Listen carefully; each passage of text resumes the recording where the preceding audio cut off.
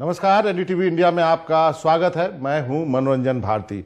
आज हम बात करेंगे प्रशांत किशोर जी से, जो कि रणनीतिकार हैं तृणमूल कांग्रेस के, और उनकी पूरी टीम यहाँ पे लगी हुई है।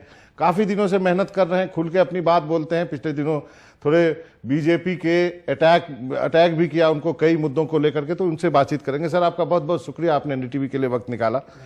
सबसे पहले आप ये बताइए, तृणमूल कांग्रेस को कितनी सीटें दे रहे हैं और बीजेपी को कितनी दे रहे हैं? देखिए, किसको कितनी सीट दे रहे हैं ये तो कहना बड़ा मुश्किल है, लेकिन मैंने जो बात रिकॉर्ड पर पब्लिकली कही है, और अभी नहीं दिसंबर में कही है, कि यहाँ पर जो स्थिति है उसके हिसाब से बीजेपी एक फॉर्मिडेबल पॉलिटिकल पार्टी है, पॉलिटिकल फोर्स है, उसमें कहीं कोई दो राय नहीं है। लेकिन सब कुछ फैक्टर इन करने के बाद मेरा अपना अनुमान है कि बीजेपी 100 की संख्या पार नहीं करेगी। बीजेपी की सीटों की संख्या 100 पार नहीं करेगी। Trinamool is going to win and they are winning big. और जो पहले 4 चरण में चुनाव हुए हैं, वहाँ से भी जो इंडिकेशन है वो यही इस बात को और एक तरह से बल देते हैं। कई लोगों को ऐसा लग रहा है कि पहले 3 या 4 चरणों में जो चुनाव हुआ, इसमें बहुत कांटे का मुकाबला है। ये मैं मानता हूं कि कांटे का मुकाबला है, लेकिन आपको ये समझना पड़ेगा कि जो फेज्ड इलेक्शन होते हैं और बड़े राज्य हैं, वो पूरा राज्य एक तरीके से वोट नहीं करता है। राज्य के भीतर रीजन्स हैं, रीजन के भीतर डिस्ट्रिक्ट है, डिस्ट्रिक्ट के भीतर असेंबली है। तो ये जो पहले 4 चरण में चुनाव हुए हैं, इसमें ज़्यादातर जो एरिया रही हैं वो सो कॉल्ड, अगर आप लोकसभा के चुनाव के परफॉर्मेंस को आधार मानते हैं, तो ये बीजेपी का स्ट्रॉन्ग एरिया रहा है। और इन 4 चरणों के चुनाव के बाद अगर लोग बता रहे हैं कि कांटे का मुकाबला है या बराबरी का मुकाबला है, इसका मतलब ये है कि बीजेपी अपने स्ट्रॉन्ग होल्ड में भी तृणमूल उनको बराबर की टक्कर दे पा रही है। इतने लंबे चुनाव, आपने कहा कि अलग अलग रीजन अलग अलग बिहेव करता है, इतने लंबे चरण के चुनाव का नफा नुकसान होता है, क्या होता है? बिल्कुल, देखिए, ये तो कोई छुपी हुई बात नहीं है। हालांकि इसको हम लोग को एज ए सिटीजन मैं ये बात कह रहा हूं कि इलेक्शन कमीशन ने जो बनाया है, मैं उनकी नियत पे या उनकी क्रेडिबिलिटी पे कुछ सवाल उठाऊं, ऐसी बात नहीं है। लेकिन ये दिखता है कि ये जो शेड्यूल बनाया गया है, ये एक पक्ष को मदद के हिसाब से बनाया गया है। ऐसा कैसे है कि जो बीजेपी की स्ट्रॉन्ग सीटें हैं सो कॉल्ड, वो सब पहले, दूसरे, तीसरे चरण में आ रही हैं, और जो तृणमूल की स्ट्रॉन्ग सीटें हैं वो 8वें चरण में आएंगी।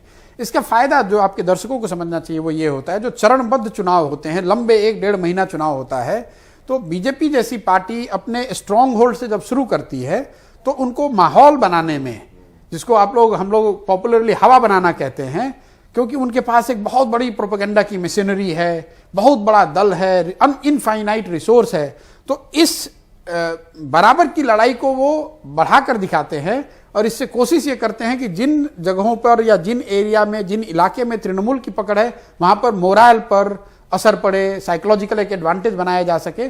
तो इसको लेकर मुझे लगता है कि इलेक्शन कमीशन ने जो शेड्यूल दिया है वो शायद थोड़ा और फेयर होना चाहिए था और ट्रांसपेरेंट होना चाहिए था। मैंने अपने 8-10 साल से मैं ये काम से जुड़ा हुआ हूं, मैंने इस तरह का चुनाव का फेजिंग आज तक नहीं देखा है। हम लोगों ने देखा है रीजन्स में एक रीजन वाइज चुनाव होता है। हम लोगों ने कुछ राज्यों में लॉ एंड ऑर्डर के नाम पर यह भी देखा है डिस्ट्रिक्ट वाइज चुनाव होता है। ये पहला चुनाव है जहां एक डिस्ट्रिक्ट में को भी 3-3 चरणों में बांटा गया है।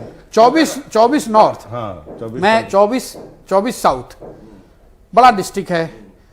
अपेरेंटली तृणमूल का स्ट्रॉन्ग होल्ड है, वहां पर 31 सीटें हैं। वो एक डिस्ट्रिक्ट 3 राउंड में पोल किया। कलकत्ता में भी एक जगह पोलिंग हो रही है, दूसरी जगह पोलिंग नहीं हो रही। तो ये बड़ा आश्चर्य है। और आप लोग पत्रकारों को, या ये जनरल डिस्कशन की बात है कि election commission should be asked कि भाई on what basis you have done this kind of scheduling. तो मैं अमित शाह की प्रेस कॉन्फ्रेंस में था, उसके बाद डीब्रीफिंग में भी था, उनका मानना है कि वो 200 सीटें जीत रही है। तो ऐसे में आप भी कह रहे हैं कि आपकी सरकार बनी है, बीजेपी भी कर रही है, मतलब आपने तो अपना सब कुछ दांव पे लगाया हुआ। फिर नहीं, देखिए, अमित शाह जी बहुत बड़े नेता हैं, इलेक्टोरली काफी सक्सेस भी उनके खाते में है। पिछले 5-7 सालों में कई चुनाव में बीजेपी की जो जीत हुई है उसका सीधा श्रेय उनको दिया जाता है। ये बहुत बड़ी सच्चाई है। लेकिन एक सच्चाई का एक पहलू ये भी है कि बहुत सारे चुनावों में अमित शाह जी ने ऐसे दावे करे हैं। रिसेंटली में उन्होंने दिल्ली में ऐसे दावे किए थे, झारखंड में ऐसे दावा किया गया था, हरियाणा में दावा किया गया था। और सारी उनकी, देखिए अमित शाह ऐसा कह रहे हैं, उसमें कोई गुरेज नहीं है। आप उनकी बात को दिखा रहे हैं, इससे भी मेरा कोई गुरेज नहीं है। लेकिन उनकी बात को कोई प्रोफेटिक भविष्यवाणी मान लेना, वो मुझे लगता है कि ठीक नहीं है। उनका एक ओपिनियन है जो शायद सही उनकी समझ से हो सकता है, मेरा एक अपना ओपिनियन है या दूसरे का भी एक ओपिनियन हो सकता है। कि ट्राइबल हो गया, मतवा हो गया, गोरखा हो गया, ये सारे जो SC ST है, ये सब उनका कहना है कि हिंदू हो गए, मतलब जैसे एक बार यूपी में हो गए थे, बीजेपी में। देखिए मैंने ऑन रिकॉर्ड भी ये बात कही है, मैंने एक ऑन रिकॉर्ड भी बात कही है, बीजेपी को जो यहाँ वोट मिल रहा है, make no mistake, BJP is a very formidable political force here. और ये मुझे कहने की जरूरत नहीं है, कोई भी आदमी जो इस बात को समझता है, पॉलिटिक्स को समझता है, उसको ये मानना पड़ेगा कि बंगाल जैसे बड़े राज्य में जब किसी पार्टी को 40% वोट मिलता है तो बहुत बड़ी पॉलिटिकल फोर्स उनकी है। मैंने अपने अभी जो बड़ा हंगामा हुआ क्लब हाउस को लेके, उसमें भी मैंने यही बात कही है कि भाई लोगों ने ये पूछा कि आप कह रहे हैं तृणमूल जीत रही है, तो बीजेपी को कौन सपोर्ट कर रहा है, उनको 40% वोट कहां से आ रहा है। मैंने उस बात को एक्सप्लेन किया है कि भाई ये 40% जो वोट आ रहा है वो इन 4-5 कारणों से आ रहा है। मोदी जी की पॉपुलैरिटी एक फैक्टर है, यहां पर जो ध्रुवीकरण है वो एक फैक्टर है, SC समाज के, दलित समाज के लोगों में एक बड़ा वर्ग उनको सपोर्ट कर रहा है, वो एक फैक्टर है, और हिंदी भाषियों में जो उनकी जो पकड़ है बीजेपी की, वो एक फैक्टर है। लोगों ने एकदम सही कारण गिनाया, ये कारण है, ठीक है। मैं भी अब क्या है, देश में एक जो प्रॉब्लम मैं देखता हूं कि we are reducing our self to all discussion to binaries, yes और नो।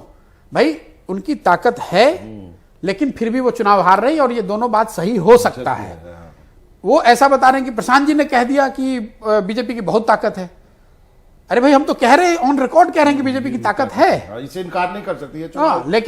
लेकिन ताकत होना और जीतना दोनों में फर्क है। आपकी बहुत बड़ी ताकत हो सकती है, फिर भी आप चुनाव हार सकते हैं। मैं ये कह रहा हूं कि बीजेपी की इतनी ताकत है यहां पर इन सब वजहों से, जिससे कि उनको 35 से 40%, 41% तक वोट मिल सकता है। लेकिन तृणमूल की ताकत उससे बहुत ज्यादा है। तृणमूल का वोट शेयर 45% से ऊपर रहने वाला है। इसकी वजह से तृणमूल यहां डिसाइसिवली जीतेगी। लेकिन ये जो 5-4 चीजें आपने गिनाई, एक 5वां चीज आप भूल रहे हैं, 10 साल का एक एंटी इनकम्बेंसी भी है। नहीं, मैंने ये भी बात उस दिन कही है, जिसको कि लेके बीजेपी ने जो सिलेक्टिवली ये दावा किया कि मैंने कोई छुप के कोई बात कही है, छुप के नहीं कही। आपके दर्शकों के लिए भी बता रहा हूं कि ये 4 फैक्टर है जो बीजेपी के लिए पॉजिटिव है। नेगेटिव जो है, जो नेगेटिव फैक्टर जिसका उनको फायदा मिल रहा है कि जो भी पार्टी 10 साल सत्ता में रहेगी उसके खिलाफ कुछ लेवल ऑफ एंटी इनकम्बेंसी होता है। ये मैंने भी महसूस किया। बार बार ये कहना कि भाई एंटी इनकम्बेंसी है कि नहीं, मैं कह रहा हूं है जी हाँ, लेकिन एंटी इनकम्बेंसी है ये एक बात है। मेरे जैसे व्यक्ति के लिए मेरा जो काम है, मुझे समझना यह है कि एंटी इनकम्बेंसी कितनी है और किसके खिलाफ है। जो लोकल लीडर्स हैं उनके खिलाफ है, तृणमूल पार्टी के खिलाफ है, या Mamata Banerjee as a leader के खिलाफ है। ममता बनर्जी के खिलाफ नहीं है उतना। मुझे ऐसा लगता है कि भाई, जैसे आपका अपना ओपिनियन है, मुझे ऐसा लगता है कि भाई लोकलाइज्ड एंटी इनकम्बेंसी कुछ पॉकेट्स में है। I will go further and से कि मे बी किसी स्मॉल पॉकेट्स में थोड़ा एंगर भी होगा बियॉन्ड एंटी इनकम्बेंसी, लेकिन ये लोकलाइज्ड है और it is largely targeted against the local leaders of Trinamool, जिसको पार्टी ने पिछले 1-1.5 साल में बहुत प्रोएक्टिवली एड्रेस करने की कोशिश करी है। इन सब के बाद भी सारी गुस्सा, एंटी इनकम्बेंसी, जो भी अगर फैक्टर करने के बाद भी अगर आप देखेंगे तो ममता बनर्जी आज भी वेस्ट बंगाल की सबसे मानी हुई, सबसे ट्रस्टेड, सबसे लव्ड लीडर आज भी हैं, और उसमें कहीं कोई दो मत नहीं है। प्रशांत किशोर जी, तो आपका फॉर्मूला है कि majority of minority vote, majority of महिला vote, majority of majority vote. देखिए, ये फॉर्मूला तो ऐसे कहने की बात है। कोई हम लोग का फॉर्मूला ये है कि हमको कम से कम 45% वोट लेना है जी। और 45% वोट में एज ए पॉलिटिकल ऑर्गेनाइजेशन और political party you have to look at कि who is more likely to vote for you. जैसे आपने महिला की बात कही, तो आप किसी से भी यहां बात करेंगे, जो भी बंगाल को समझता है, नीचे गया है, चीजों को समझने का प्रयास किया है, वो आपको ये बताएगा कि महिलाओं में एक डिस्टिंक्ट एडवांटेज दीदी को और तृणमूल को है। तो ऑब्वियसली हम लोग वो फैक्टर इन करेंगे कि भाई महिला हमको ज्यादा वोट कर रही है, हम लोग की महिलाओं के लिए जो आउटरीच बराबर वोट है सर, बराबर वोट है मैंने। और दोनों का 50% वोट है। हाँ। और जो पोलिंग हो रही है, और वो 80% पोल करने आती है। हाँ। पुरुष ना भी आए, महिलाओं को मैंने लाइन लगा के वोट करते देखा है। अब ये तो डेटा आपको इलेक्शन कमीशन रिलीज करेगा, लेकिन हम लोग का जो एनेक्डोटल अपनी हम लोग की समझ है, जो हम लोग देख रहे हैं चुनाव होते समय, महिलाएं बड़ी संख्या में निकल कर आ रही हैं। और महिलाओं में दीदी को जितना एडवांटेज या तृणमूल को है वीजेबी हर पॉलिटिकल ओपोनेंट्स, मैंने अपने 8-9 साल के इस जर्नी में कभी किसी एक लीडर को इतना महिलाओं में एडवांटेज होते नहीं देखा है। नीतीश कुमार जी को बिहार में हम लोगों ने देखा है, महिलाएं कुछ ज्यादा बढ़ के वोट करती हैं, लेकिन उससे कहीं ज्यादा ये फैक्टर मैं देख रहा हूं बंगाल में है। अब आप आते हैं वो कंट्रोवर्सी के बारे में, जिसके बारे में आपने एक्सप्लेन किया अपना पोजीशन। प्रधानमंत्री एक कल्ट फिगर है, इसमें तो कोई दो राय नहीं, आप भी मानते हैं और दुनिया भी मानते हैं। मुझे आश्चर्य ये हो रहा है कि पहली बार की लोग एक सार्वजनिक प्लेटफॉर्म पर कहे हुए बात को कह रहे हैं कि कोई लीक हो गया। ये तो ऐसे हुआ कि मान लीजिए कि एनडीटीवी पर मैं और आप बात कर रहे हैं, और जो एक दर्शक जो एनडीटीवी नहीं देख रहा है वो कह रहा है मनोरंजन भारती और प्रशांत किशोर की बात को हमने लीक कर दिया। भाई ये क्लब हाउस पे पब्लिकली बात हुई है, किसी एक सज्जन ने बातचीत के दौरान ये बोला कि भाई इसको बाहर के लोग भी सुन और रिकॉर्ड कर रहे हैं और इसको ट्वीट कर रहे हैं। मेरा जवाब आपको सुनना चाहिए। मैंने उसमें ऑफिशियली कहा है ये बात कि भाई अगर सुन रहे हैं तो इसमें दिक्कत क्या है। हम वही बात यहां पर कह रहे हैं जो हम अदरवाइज पब्लिकली कहेंगे। जहां तक मैंने उस चैट के दौरान क्या कहा उसकी बात है, तो मैं आपके दर्शकों को फिर से बता देता हूं कि मैंने उसमें जो कहा है मैं आपको पब्लिकली भी कहने को तैयार हूं कि भाई बीजेपी पॉलिटिकली बंगाल में एक फॉर्मेडेबल पॉलिटिकल फोर्स है, इससे इनकार नहीं किया जा सकता। पिछले 2 वीक से घूम रहा हूं। और वो पॉलिटिकल फॉर्मेडेबल फोर्स इसलिए है, जिसकी वजह मैंने आपको 4-5 बताए। As a planner, as a political aide, as a manager, जो भी आप जिस नाम से भी आप मुझे संबोधित करना चाहते हैं, ये मेरा अपना तरीका है कि मेरा जिससे कंपटीशन है या जो मेरे प्रतिद्वंदी हैं उसको मैं कम करके नहीं आंकता हूं।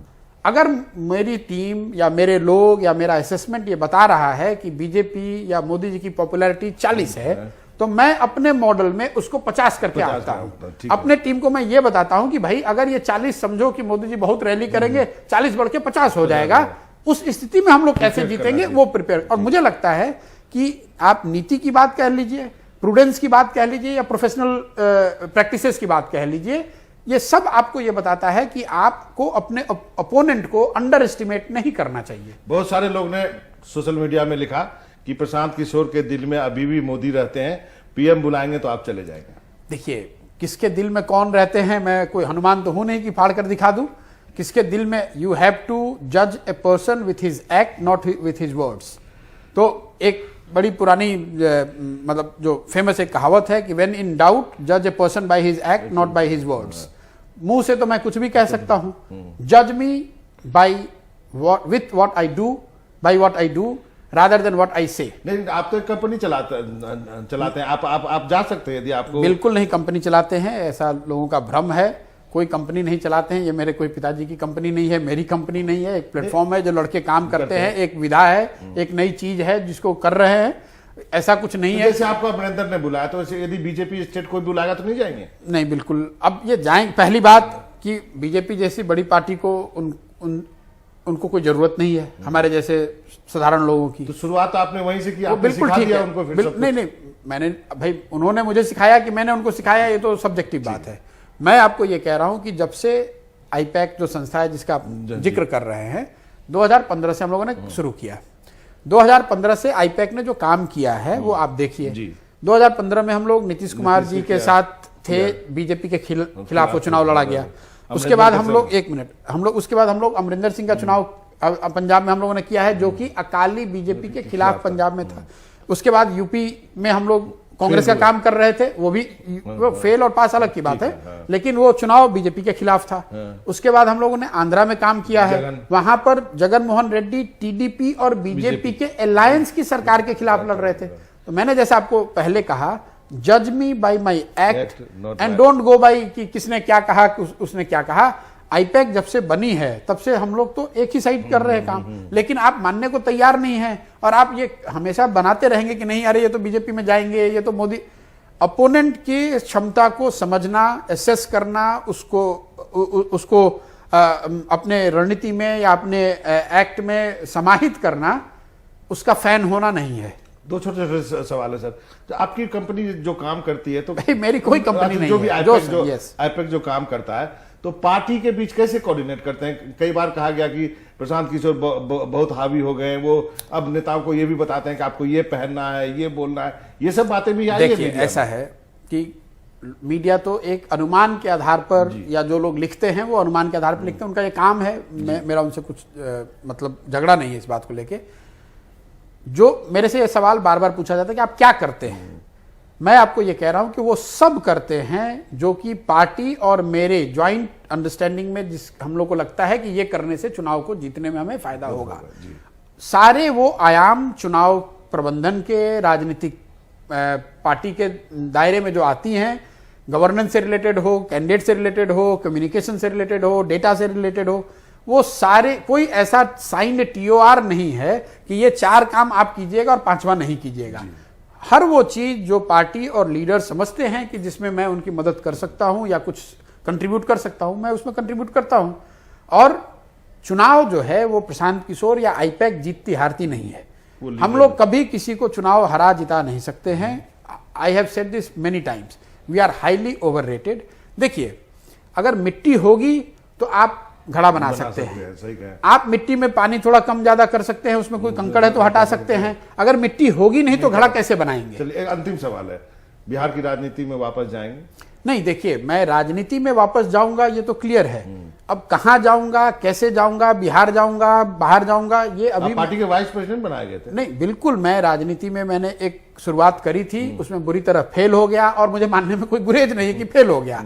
अब मैं जो अभी कर रहा हूं, मैं पूरी तरह से अभी ऑक्यूपाइड हूं। 2 मई के बाद बैठेंगे, फिर सोचेंगे कि भाई आगे कैसे बढ़ना है।